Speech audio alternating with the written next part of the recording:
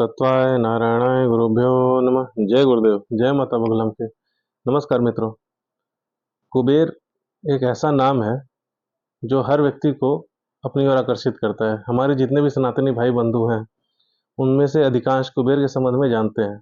कुबेर को प्रायः लोग धन के देवता के नाम से अवश्य ही जानते हैं कि कुबेर के माध्यम से व्यक्ति को धन प्राप्त होता है, जबकि ऐसा नहीं है। 8 प्रकार की लक्ष्मी होती है, जैसा कि पूर्व के वीडियोस में बताया गया है। हमारे विभिन्न धर्मशास्त्र भी कहते हैं कि लक्ष्मी के 8 प्रकार हैं। उस 8 प्रकार की लक्ष्मी अपने प्रभाव को जिस देवता के माध्यम से अपने भक्तों के बीच में प्रसारित करती है, इस पूरे संसार में प्रसारित करती है, उस देवता का नाम, उस शक्ति का नाम कुबेर है। प्रत्येक लक्ष्मी के अपने कुबेर है। हमारे गुरुजी कहते हैं कि जिस प्रकार से 8 लक्ष्मी है, उसी प्रकार से 8 भैरव, 8 गणपति, अष्ट सिद्धियां और अष्ट कुबेर। कुबेर के वैसे तो शास्त्रों में 9 स्वरूप माने जाते हैं, किंतु उनमें से एक स्वरूप को अगर छोड़ दिया जाए, क्योंकि वो पूर्ण रूप से स्वतंत्र है, तो जो 8 स्वरूप हैं भगवान श्री कुबेर के, वो समस्त स्वरूप माता लक्ष्मी के 8 स्वरूपों के साथ चलते हैं और उनकी शक्ति का वहन करते हैं। उनकी कृपा को, उनके भक्तों को, इस पूरे संसार को प्रेषित करते हैं। कुबेर को धनाध्यक्ष की भी उपाधि दी गई है, अर्थात कुबेर धन के अध्यक्ष हैं। किंतु ऐसा ही नहीं है, कुबेर का एक नाम कुबेर भंडारी भी है। कुबेर भंडारी क्यों है?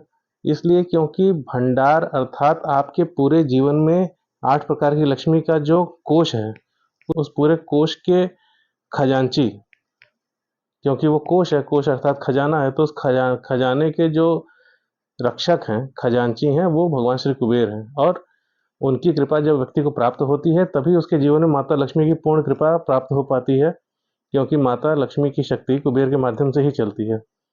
जैसा कि आप सभी जानते हैं कि धनतेरस का पर्व आने वाला है और धनतेरस का दिन अत्यंत ही पावन होता है। उस दिन से दीपावली के जो 5 दिवस का प्रमुख कार्यक्रम, जो हमारा प्रमुख पर्व आरंभ होता है, उसका वो प्रथम दिवस होता है। यह पर्व हमारा जो 5 दिवसीय होता है, धनतेरस से लेकर भाई दूज तक चलता है। और इन 5 दिनों में हम लोग विभिन्न देवताओं की साधना करते हैं। आइए जान लेते हैं कि वो कौन से देवता हैं जिनकी साधना इन 5 दिनों में मूल रूप से की जाती है। पहला दिन होता है कुबेर का, भगवान श्री धन्वंतरी का। दूसरा दिन होता है माता धूमावती का, हनुमान जी का और माता काली का। इसके पश्चात दीपावली का दिवस होता है। दीपावली का दिवस आप सभी जानते हैं कि भगवान श्री गणेश और माता लक्ष्मी की पूजन किए जाते हैं।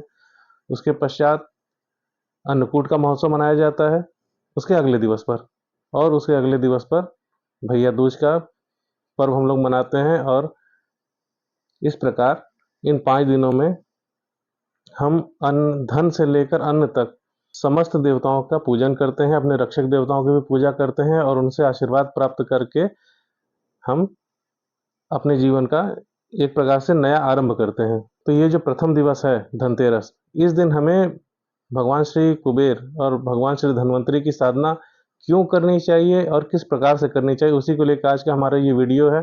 सबसे पहली लक्ष्मी है स्वास्थ्य। स्वास्थ्य व्यक्ति का 3 प्रकार का होता है: मानसिक स्वास्थ्य, शारीरिक स्वास्थ्य और आर्थिक स्वास्थ्य। तो ये जो 3 प्रकार के स्वास्थ्य हैं, इसमें से आपका शारीरिक स्वास्थ्य और मानसिक स्वास्थ्य, इसके अधिष्ठाता देवता भगवान श्री धन्वंतरी हैं। धन्वंतरी भगवान के क्षेत्राधिकार में ये दोनों स्वास्थ्य आते हैं और इन दोनों स्वास्थ्य के लाभ के लिए आपको भगवान श्री धन्वंतरी की साधना अवश्य ही करनी चाहिए। भगवान धन्वंतरी की कृपा से व्यक्ति को मानसिक और शारीरिक रूप से पूर्ण आरोग्य निश्चित रूप से प्राप्त होता है।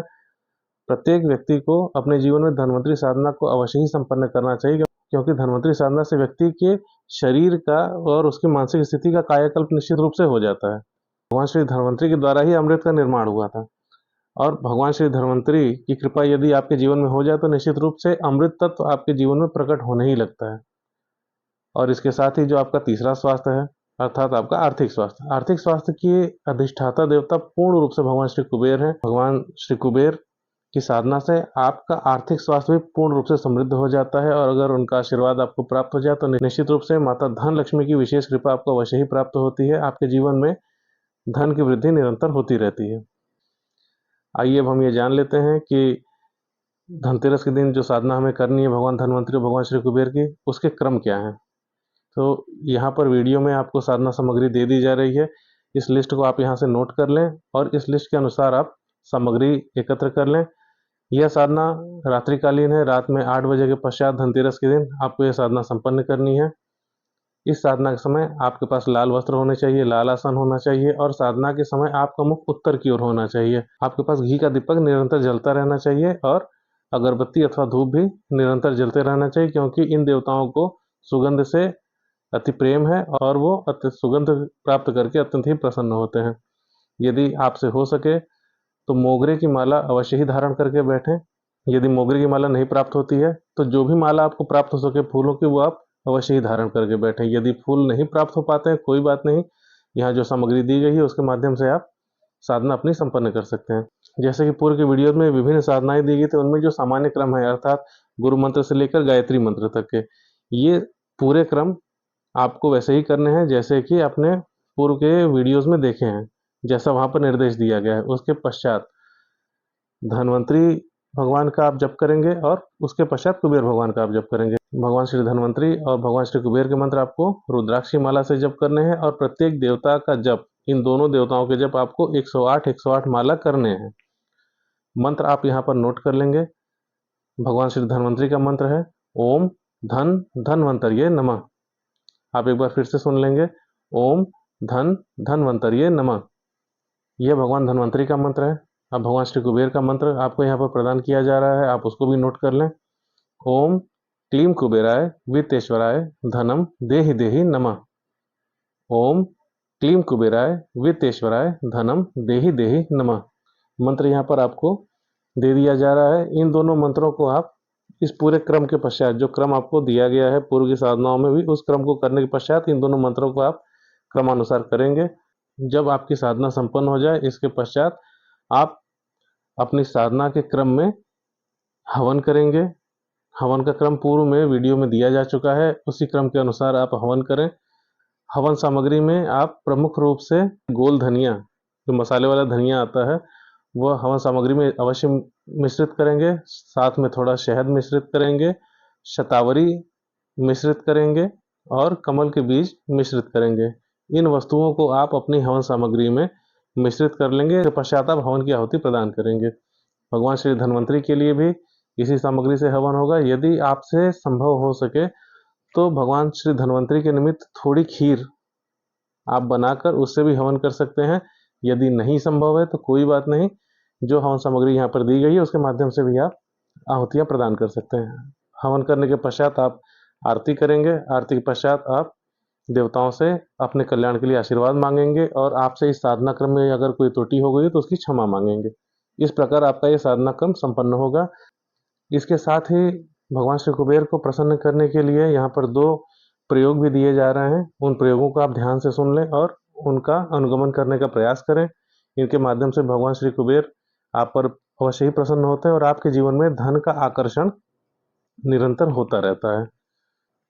इसमें से पहला प्रयोग है श्री कुबेर की पोटली का प्रयोग। श्री कुबेर की पोटली के लिए आपके पास जो सामग्रियां होनी चाहिए उनकी लिस्ट यहाँ पर दी जा रही है। इस लिस्ट को आप देख लें, नोट कर लें और अब इसकी प्रक्रिया आप समझें। आपके पास एक लाल कपड़ा होना चाहिए। उस लाल वस्त्र पर जितनी भी सामग्री यहाँ दी गई है, आप प्रयास करें कि ये समस्त सामग्री आपको प्राप्त हो जाए। यदि नहीं प्राप्त हो सकती तो आप ये प्रयास अवश्य करें कि ऊपर के क्रम में पहले से लेकर 8वें क्रम तक जो सामग्री दी गई है वो सामग्री कम से कम आपके पास अवश्य ही होनी चाहिए। इसके पश्चात अगर कोई सामग्री नहीं है तो कोई चिंता की बात नहीं, इन 8 सामग्रियों से भी आपका काम चल सकता है। तो आप ये सामग्रियां इकट्ठी कर लें।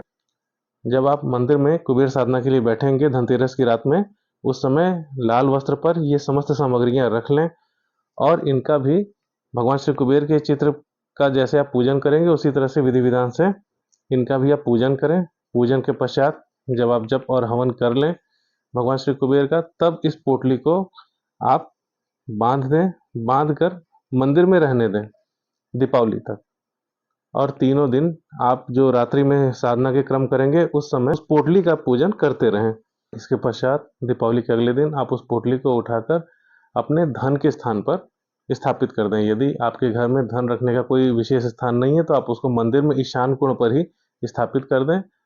इस प्रकार इस पोटली के माध्यम से भी भगवान श्री कुबेर की कृपा आपको निरंतर प्राप्त होती रहती है और आपके जीवन में धन का आकर्षण होता रहता है, क्योंकि इस पोटली में वो समस्त वस्तुएं डाली जाती हैं जो भगवान श्री कुबेर को और माता लक्ष्मी को प्रिय हैं, और उनकी प्रिय वस्तुओं के माध्यम से धन का आकर्षण निरंतर वो पोटली आपके जीवन में करती रहती है। दूसरा प्रयोग है भगवान श्री कुबेर के अर्चन का प्रयोग। यह प्रयोग किस प्रकार करना है इसको भी जान लेते हैं। इस प्रयोग के लिए आपके पास भगवान श्री कुबेर का यंत्र अथवा भगवान श्री कुबेर का कोई विग्रह, कोई मूर्ति होनी चाहिए।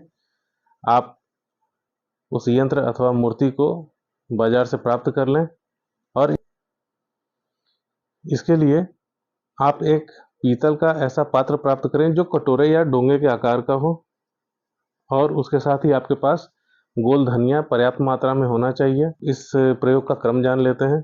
इस क्रम के लिए सर्वप्रथम आप उस पात्र में रक्षा सूत्र तोड़कर उसको वहां बिछा देंगे। उसके ऊपर भगवान श्री कुबेर के यंत्र अथवा विग्रह को स्थापित करेंगे। जो गोल धनिया आपके पास है उसको एक प्लेट में निकाल कर आप रख लेंगे, और भगवान श्री कुबेर का जो मंत्र यहाँ पर जपने के लिए दिया गया है, उसी मंत्र से आप मंत्र जपते हुए वो गोल धनिया भगवान श्री कुबेर पर चढ़ाते जाएंगे जब तक कि वो धनिया पूरा समाप्त नहीं हो जाता। आपको हड़बड़ी में पूरा धनिया एक साथ उन पर अर्पित नहीं कर देना है। प्रेम पूर्वक ऐसी भावना करते हुए कि आप भगवान श्री कुबेर के चरण में वो धनिया अर्पित कर रहे हैं, क्योंकि भगवान श्री कुबेर को धनिया अत्यंत ही प्रिय है। इसलिए आप ऐसा करते हुए वो धनिया उनको अर्पित करेंगे, और आप ये प्रयास करें कि उस धनिये से भगवान श्री कुबेर लगभग ढक जाएं, उनका बस मुख रह जाए बाहर। अथवा यदि आपने यंत्र लिया है भगवान श्री कुबेर का, तो वो आधे से ज्यादा तक धनिये से कवर हो जाए। उसके पश्चात आप उस पात्र को खाली कर लेंगे, उस धनिये को पीसकर अपने घर में मसाले के रूप में प्रयोग करेंगे, और आहार के माध्यम से वो धनिया जो भगवान श्री कुबेर के मंत्र से अभिमंत्रित है और उनकी शक्ति से युक्त हो चुका है आपके जप के कारण, जब वो प्रतिदिन आपके भोजन के माध्यम से आपके शरीर में जाता है तो निश्चित रूप से धन का आकर्षण करता ही है। इस प्रकार की लक्ष्मी का धीरे धीरे आपके जीवन में आकर्षण अवश्य ही होने लगता है। इस प्रयोग के पश्चात यंत्र अथवा विग्रह जो भी आपने प्राप्त किया था उसको अपने मंदिर में ईशान कोण की तरफ स्थापित कर दें और नित्य उनका पूजन करें। इससे धीरे धीरे आपके जीवन में भगवान श्री कुबेर की अनुकंपा अवश्य ही प्राप्त होती है। अपने समस्त प्रयोगों को करें और भगवान श्री कुबेर का, भगवान श्री धन्वंतरी का आशीर्वाद प्राप्त करें, ऐसी हमारी कामना है। मिलते हैं दीपावली पर्व के अगले दिवस में क्या कार्यक्रम करने उससे संबंधित वीडियो के साथ। तब तक के लिए जय गुरुदेव, जय माता बगलामुखी।